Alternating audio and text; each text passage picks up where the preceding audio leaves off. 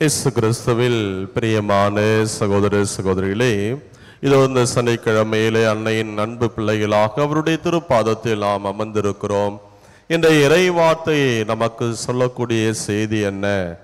இந்த உலகத்திலே ஒரே ஒரு முறை வாழக்கூடிய அற்புதமான கொடையாகிய இந்த வாழ்க்கையை மிக சிறப்பாக நாம் வாழ்ந்து உயிர்த்தெழுதல் என்கின்ற அந்த உன்னதமான கொடை என்ற மற்றொரு கொடையின் வழியாக விண்ணகத்தை நாம் அடைய வேண்டும் என்பதைத்தான் இந்த நற்செய்தி நமக்கு தெள்ள தெளிவாக சொல்கிறது. மரண படுக்கையிலே அந்த மூத்த துறவி படுத்து கிடந்தார். அவருடைய படுக்கையை சுற்றி மற்ற இளம் துறவிகள் எல்லாம் நின்று கொண்டு அழுது கொண்டிருந்தார்கள். அப்பொழுது அந்த மூத்த துறவி 3 முறை கண்களை திறந்து அவர்களை சுற்றி பார்த்து 3 முறை பார்த்துவிட்டு 3 முறையும் சிரித்தார். இதை பார்த்த இளம் துறவிகளுக்கு ஒரு புறம் சற்று கோபம் இருந்தாலும் அதை அடைத்து கொண்டு, துறவியே, ஏன் நீங்கள் 3 முறை எங்களை பார்த்து சிரிக்கிறீர்கள் என்று அந்த சின்ன இளம் துறவிகள் கேட்கிறார்கள். அப்போது அந்த மூத்த துறவி சொன்னார், முதல் முறை நான் கண்களை திறந்து பார்த்த போது நீங்கள் இன்னும் இந்த சாவை பற்றி பார்த்து பயப்படுவதை நினைத்து சிரித்தேன் என்று சொன்னார். 2வது முறையாக உங்களை நான் திரும்பி பார்த்த வேளையிலே அந்த சாவுக்கு இன்னும் நீங்கள் ஆயத்தமாக தயாராக இல்லை, அதை குறித்து சிரித்தேன் என்று 2வது முறை சொன்னவர், 3வது முறையாக நான் இந்த உலக வாழ்க்கையை மிக சிறப்பாக நான் வாழ்ந்து என்னுடைய அந்த தாயகம் அதை நான் பெற்றுக்கொண்டு நிலையான ஒரு ஓய்வை பெறப்போவதை நீங்கள் ஏன் இவ்வாறு தடுக்க பார்க்கிறீர்கள், அதை குறித்து 3வது முறையாக நான் சிரித்தேன் என்று அந்த மூத்த துறவி அந்த இளம் துறவிகளுக்கு மரணம், உயிர்ப்பு, மறு உலக வாழ்வு இதை பற்றிய ஒரு ஆழமான செய்தியை அவர்களுக்கு கொடுத்தார். அன்புக்குரிய சகோதர சகோதரிகளே, இன்றைய நற்செய்திக்கு நாம் வருகிற வேளையிலே நற்செய்தியிலே அந்த இளம் துறவிகளை போன்றுதான் அங்கு இருக்கக்கூடிய இந்த சதுசேயர் உயிர்த்தெழுதலை பற்றி புரிந்து கொள்ளாத ஒரு மனநிலையிலே ஆண்டவர் இயேசுவை பார்த்து ஒரு வித்தியாசமான அல்லது குதர்க்கமான ஒரு கேள்வியை அவர்கள் எழுப்புகிறார்கள். பொதுவாக பரிசேயர், சதுசேயர் இது 2 மிகப்பெரிய ஒரு பிரிவு. இவர்களுக்குள்ளாக ஒரே ஒற்றுமை, எதிரிக்கு எதிரி நண்பன் என்பது போல இயேசுவுக்கு அவர்கள் எல்லாருமே எதிரிகளாக இருந்தார்கள். ஆனால் அடிப்படைவாதத்திலே அவர்களுடைய கோட்பாடுகளின் அடிப்படையில் பரிசேயர், சதுசேயர் இவர்களுக்குள்ளாக மிகப்பெரிய ஒரு கருத்து வேறுபாடு இருந்தது. உதாரணமாக சொல்ல வேண்டும் என்றால், இந்த சதுசேயர் உயிர்த்தெழுதலை பற்றியோ வான தூதர்களை பற்றியோ அவர்கள் நம்புவதே கிடையாது. ஆனால் பரிசேயர் உயிர்த்தெழுதலை பற்றியெல்லாம் நம்பினார்கள். வான தூதர்களுடைய அந்த படைப்பு, கடவுளுடைய படைப்பை ஏற்றுக்கொண்டார்கள். எனவே அடிப்படைவாதிகளாக இருக்கக்கூடிய இந்த சதுசேயர் உயிர்த்தெழுதல் ஒன்று இல்லை என்பது அவர்களுடைய ஆழமான ஒரு கருத்து.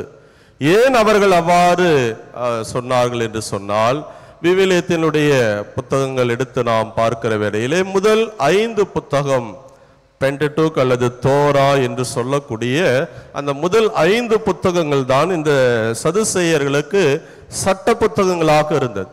எனவே எந்த ஒரு மறைநூல் அறிஞரும் அந்த 5 புத்தகங்களிலிருந்து உயிர்த்தெழுதலுக்கான எந்த ஒரு முகாந்தரம் இல்லை, எந்த ஒரு ரெஃபரன்ஸ் அதிலிருந்து குறிப்பும் இல்லை என்று அவர்கள் மிக துணிவோடு அதை நம்பினார்கள், ஏற்றுக்கொண்டார்கள். பழைய ஏற்பாட்டு புத்தகங்களிலே எடுத்து பார்க்கிற வேளையில் தானியேல், அதே போன்ற அதை தொடர்ந்து மக்கபே, இது போன்ற நூல்களிலே தான் இறப்பு உயிர்ப்பு பற்றிய செய்திகள் எல்லாம் வருகிறது. ஆனால் இவர்களுக்கு முதல் 5 புத்தகம் மட்டும்தான்.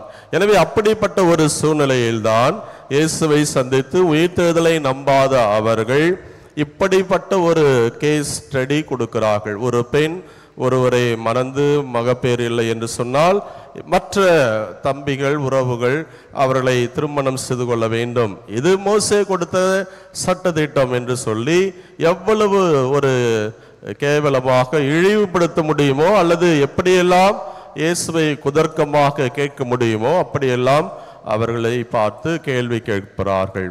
ஆனால் ஆண்டவர் இயேசு அவர்களுக்கு மிக தெளிவான ஒரு பதில் கொடுக்கிறார்.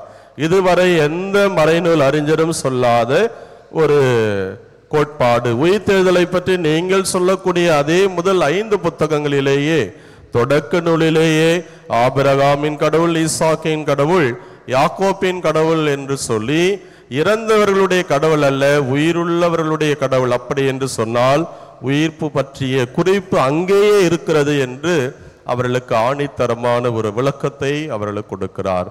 அன்புக்குரிய சகோதர சகோதரிகளே, இந்த உலக வாழ்வு என்பது கடவுள் நமக்கு கொடுத்த மாபெரும் கொடை. எனவே இந்த நவம்பர் மாதத்திலே இறந்தவர்களை எல்லாம் நாம் நினைத்து பார்த்து ஜெபிக்கிறோம், அவர்களுக்காக திருப்பலிகளை எல்லாம் ஒப்பு கொடுக்கிறோம் என்று சொன்னால், நம்முடைய நம்பிக்கை அந்த இறந்த ஆன்மாக்களுக்காக ஜெபிக்கிற வேளையில் அவருடைய பாவங்கள் மன்னிக்கப்பட்டு கடவுளை பார்க்கக்கூடிய பேரின்பத்தை அவர்கள் அடைகிறார்கள். அதுதான் தாய் திருச்சபை நமக்கு சொல்லிக் கொடுத்த பாடம். இந்த மாதம் முழுவதும் அந்த கல்லறைகளை நாம் சந்திக்கிறோம், அவர்களுக்காக ஜெபிக்கிறோம், நாமும் பரிபூரண பலனை பெறுகிறோம். எனவே இந்த உலக வாழ்வு என்பது ஒரே ஒரு வாழ்வு, ஒரு கொடை.